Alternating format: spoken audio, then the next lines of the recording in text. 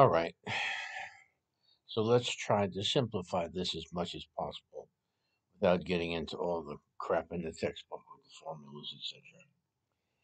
We'll pick up with diminishing marginal product because basically, if you look at a curve of the production function, and you will notice that as the increased labor is added to the production, such as, two workers to three workers, three workers to four workers, and so on, the marginal product declines. Now, the marginal product is basically the benefit that you're getting from adding the additional workers.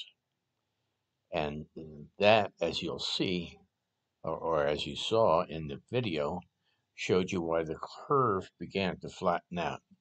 It was basically a law of diminishing returns.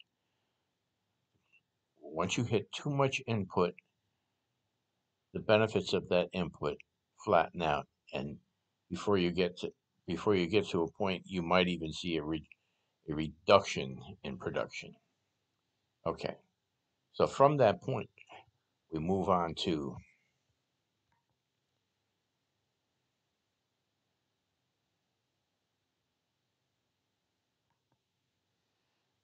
the relationship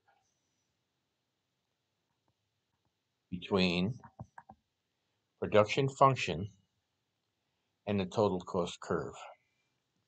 Okay, so what this simply implies is that there is a relationship between the quantity a firm can produce and the cost that determine the pricing decisions.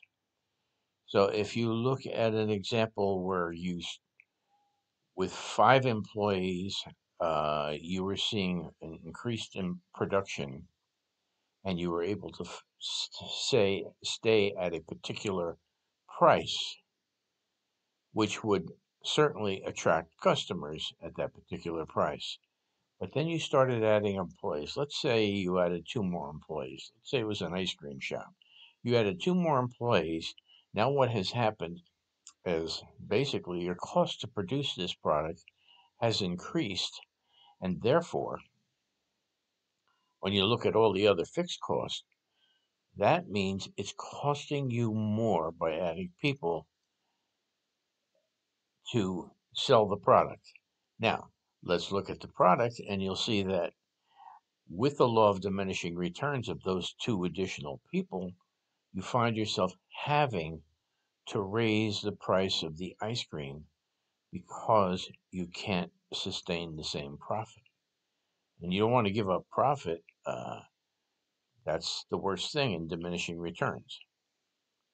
So the total cost curve just shows the relationship of that graphically. Here is a chart that kind of describes the cookie factory using that same sample. Number of workers was 1. The output of cookies produced per hour was 50. Add another worker. The output didn't double, but it went to 90. Okay. Add a third worker. It went to 120, and it certainly didn't turn out to be 150 like you were getting from the one employee. You were not getting 50 quantities of output per worker. Now, why does that happen? There's a lot of factors. They're fighting over the machines. They're getting in each other's way. There's not enough equipment to satisfy 3 workers. All these things are possible reasons why this happens. But that's not what we're looking at. What we're really looking at is the fact that in the end, you have had to raise the total cost to maintain these expenses of producing. You've had to raise this total cost from $30 to $50. So that's the whole concept. You're not supposed to memorize anything, just understand it. Okay? That's the key here. If you turn it into a curve, this is what it looks like. Now, unfortunately, that's not a profit curve, that's a total cost curve. So you can see how the cost of making your products is going up, up, and up.